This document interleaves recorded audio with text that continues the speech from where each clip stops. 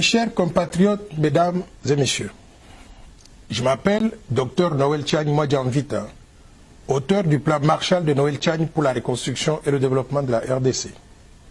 Je suis 100% congolais. La RDC est la terre de mes parents, grands-parents et arrière-grands-parents du côté de mon père et de ma mère. La RDC a payé pour mes études primaires, secondaires et aussi universitaires. Je dois tout à mon pays et au peuple congolais. Ma connexion et ma loyauté à la République démocratique du Congo sont très fortes, totales, inconditionnelles et indiscutables. La terre de nos ancêtres, elle est sacrée.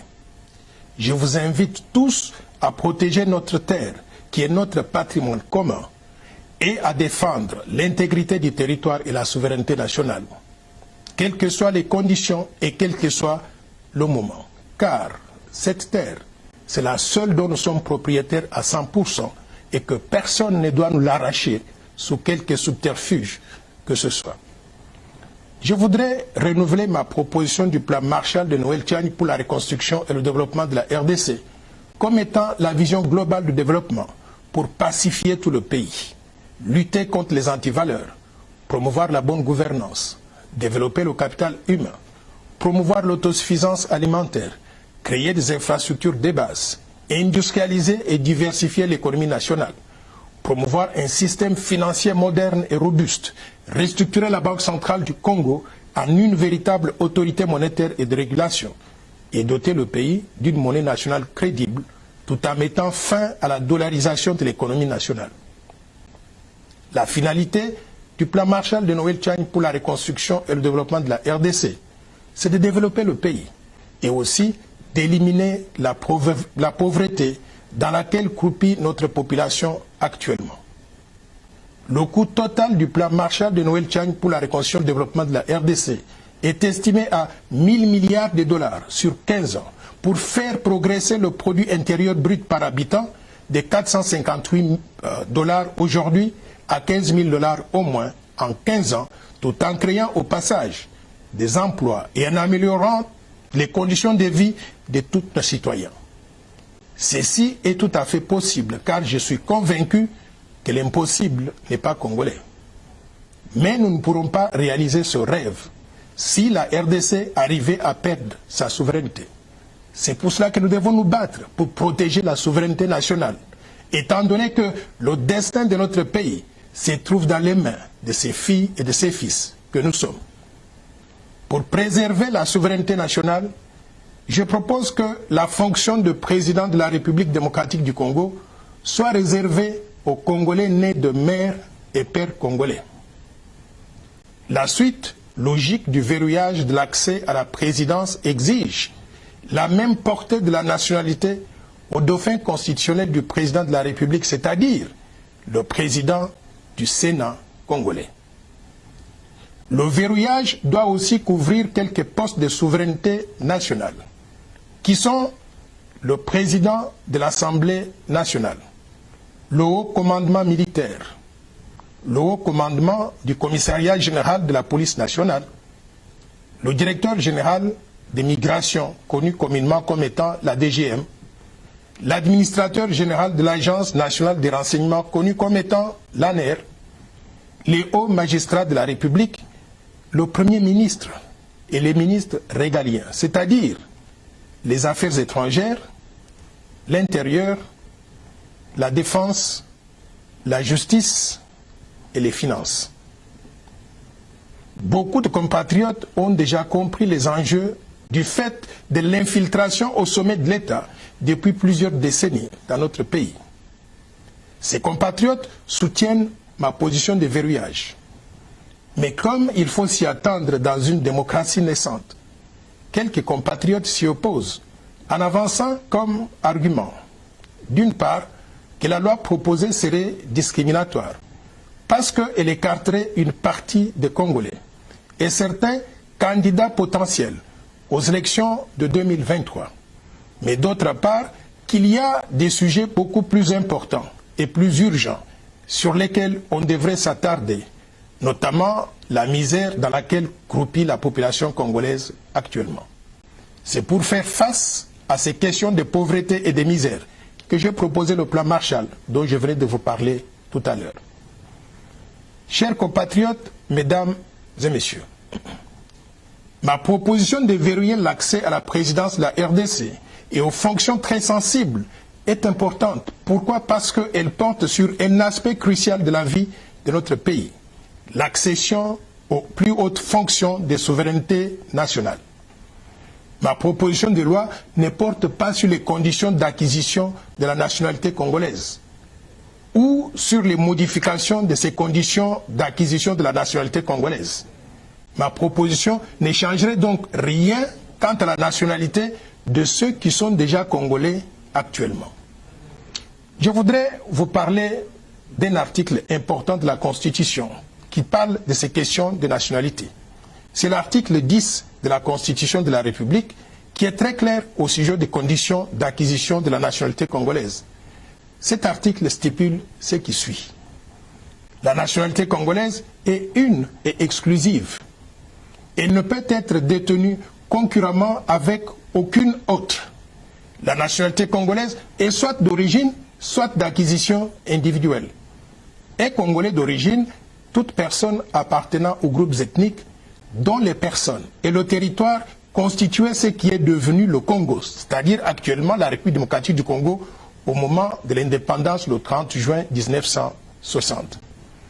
Il y a une loi organique qui détermine les conditions de reconnaissance, d'acquisition, de perte et de recouvrement de la nationalité congolaise. Mes chers compatriotes, mesdames et messieurs, je propose aussi que les révisions prochaines de la Constitution de la République démocratique du Congo permettent aux Congolais ayant acquis des nationalités étrangères de recouvrer la nationalité congolaise d'origine, que personne ne doit perdre. Nous sommes nés Congolais, nous vivons Congolais, nous mourrons Congolais et nous serons enterrés Congolais. La nationalité congolaise, elle est sacrée. Personne ne peut l'arracher à qui que ce soit parmi nous. Sur le territoire national, tout Congolais devra se soumettre aux lois congolaises sans aucune possibilité d'invoquer une quelconque immunité du fait de la détention d'une nationalité étrangère. Au vu de l'histoire récente, il sera prudent, à mon avis, d'exclure la double nationalité avec tous les pays voisins de la RDC, et en particulier ceux qui ont eu des velléités d'occupation de la République démocratique du Congo, et ils sont connus. Chers compatriotes, mesdames et messieurs, depuis 1996, les armées du Rwanda, du Burundi et de l'Ouganda ont été rejointes sur le sol congolais par celles de Zimbabwe, de la Namibie, de l'Angola et de tous les pays du monde venus dans le cadre des opérations de maintien de la paix avec la MONUC d'abord et plus tard avec la MONUSCO. Ces soldats étrangers se sont accouplés avec les Congolaises et les Congolais, donnant naissance à des millions d'enfants qui sont tous Congolais d'après la Constitution actuelle. Nous acceptons tous ces enfants comme Congolais et ils ont droit à tout dans notre pays. Sauf que, pour des raisons de souveraineté nationale, nous devons restreindre l'accès à la présidence de la RDC et aux fonctions de souveraineté nationale en les réservant exclusivement aux Congolais nés de mère et de père eux-mêmes congolais. Ceci éviterait l'infiltration au sommet de l'État à travers des compatriotes qui auraient de loyauté partagée entre la République démocratique du Congo et d'autres pays étrangers. Chers compatriotes, mesdames et messieurs, ma proposition de verrouillage porte essentiellement sur les conditions d'accès à la fonction de président de la République démocratique du Congo, c'est-à-dire sur les critères qui doivent être remplis pour être candidat au poste de président de la République. Pour le moment, ces critères sont définis par l'article 72 de la Constitution de la République démocratique du Congo qui stipule ce qui suit. Nul ne peut être candidat à l'élection du président de la République s'il ne remplit pas les conditions ci-après. 1. posséder la nationalité congolaise d'origine. 2. Être âgé de 30 ans au moins. Et 3. Jouir de la plénitude de ses droits civils et politiques. Et 4. Ne pas se trouver dans un des cas d'exclusion prévus par la loi électorale. Il convient de souligner que ma proposition de verrouillage vient apporter une condition supplémentaire, un critère additionnel, qui est de limiter l'accès à la présidence de la République démocratique du Congo aux Congolais nés de mères et de pères eux-mêmes congolais. Il est important de relever que ce critère additionnel vise à protéger l'intérêt national, la souveraineté nationale, la fonction suprême qui est celle de président de la République, en évitant l'infiltration au sommet de l'État et en préservant la fierté d'être congolais et surtout d'être dirigé par un Congolais comme nous. Dans beaucoup de pays, il y a des dispositions qui protègent l'intérêt national et qui empêchent n'importe qui d'accéder à la magistrature suprême. De telles dispositions existent dans d'autres pays tels que le Cameroun, la Zambie, le Togo, le Gabon, le Maroc, l'Algérie, la Tunisie, le Burkina Faso et même la Turquie. Aux USA donc, il faut être né sur le sol américain, comme Barack Obama, Bill Clinton et aussi John F. Kennedy. Par contre, l'ancien secrétaire d'État Henry Kissinger, l'ancienne secrétaire d'État Madeleine Albright et l'ancien gouverneur de l'État de Californie, Arnold Schwarzenegger, tout en étant tous les trois pleinement des Américains, ils ne peuvent prétendre à la fonction de président des États-Unis d'Amérique. Pourquoi? Parce qu'ils ne remplissent pas un des critères d'éligibilité, c'est-à-dire d'être nés sur le sol américain. Et pourtant, ce sont des personnalités très brillantes. Vous connaissez tous Henry Kissinger. C'était l'un des secrétaires d'État américains les plus distingués. Mais il ne peut pas accéder à cette fonction à cause de cette limitation. Je tiens à préciser que ma proposition de loi est impersonnelle.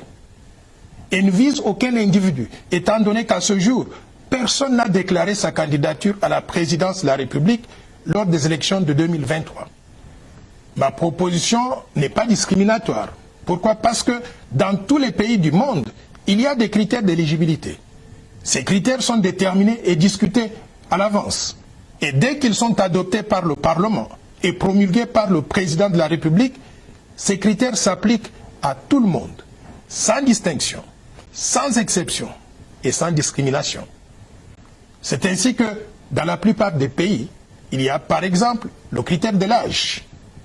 En France, par exemple, pour être candidat au poste de président de la République française, il faut avoir au minimum 18 ans.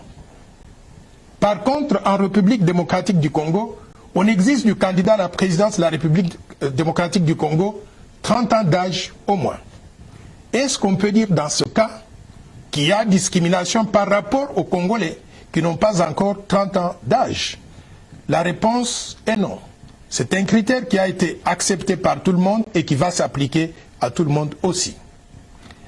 Il convient de noter qu'en République démocratique du Congo, les conditions prévues par la Constitution sont complétées par des critères opérationnels, prévus par la loi électorale numéro 17/013 du 24 décembre 2017, modifiant et complétant la loi électorale numéro 06/006 du 9 mars 2006 portant organisation des élections présidentielles, législatives, provinciales, urbaines, municipales et locales, telles que modifiées à ce jour. C'est cette loi qui détermine, par exemple, le montant de la caution à déposer par tout candidat aux élections présidentielles. Mes chers compatriotes, mesdames et messieurs, est-ce que ma proposition de loi est opportune en ce moment précis? La réponse est oui. Lorsque la souveraineté du pays est menacée, il n'y a pas meilleur moment que d'agir immédiatement. Car si le risque identifié d'infiltration au sommet de l'État se matérialise, ce sera trop tard pour sauver notre pays. Le timing de ma proposition de verrouillage coïncide aussi avec les réformes proposées par d'autres organisations de la société civile ou même des partis politiques, tels que la CENCO, qui a présenté la feuille de route des réformes qui toucheraient à la CENI, la loi électorale et aussi la Constitution. Il y a aussi les idées de Martin Fayulu, qui propose une CENI à présidence tournante.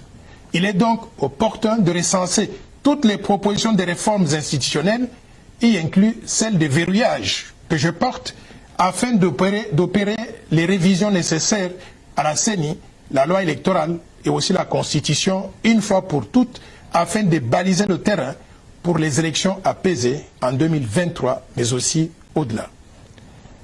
Mes chers compatriotes, mesdames et messieurs, je vous invite tous à participer à ce débat d'idées de façon civilisée et patriotique, sans insulte ni dénigrement, dans le respect de la dignité de chacun, pour contribuer à un climat de paix et d'élections apaisées dans notre pays. Si ma proposition de loi est adoptée, la RDC ne prendrait plus de risques de donner la magistrature suprême et d'autres fonctions de souveraineté à des personnes dont le cœur, le sang, l'allégeance et la loyauté seraient ailleurs à défaut du corps physique dans notre pays. En démocratie, c'est la majorité qui gouverne. Les Congolais nés de mères et pères congolais étant les plus nombreux, il est normal et logique qu'ils aient l'exclusivité de la présidence du pays et les fonctions essentielles de souveraineté pour que nous puissions protéger ensemble notre fierté d'être Congolais, mais également notre souveraineté nationale. Pour terminer, je vous rappelle que tous les Congolais sont égaux. Ils sont les mêmes. Il n'y a pas un seul individu qui soit moins ou plus important que d'autres dans notre pays. Nous sommes des frères et sœurs. Nous devons rester unis et inséparables. Faisons l'essentiel pour protéger notre patrimoine commun tout en le préservant pour les générations futures. Que vive la République démocratique du Congo, que vive le vaillant peuple congolais. Je vous remercie.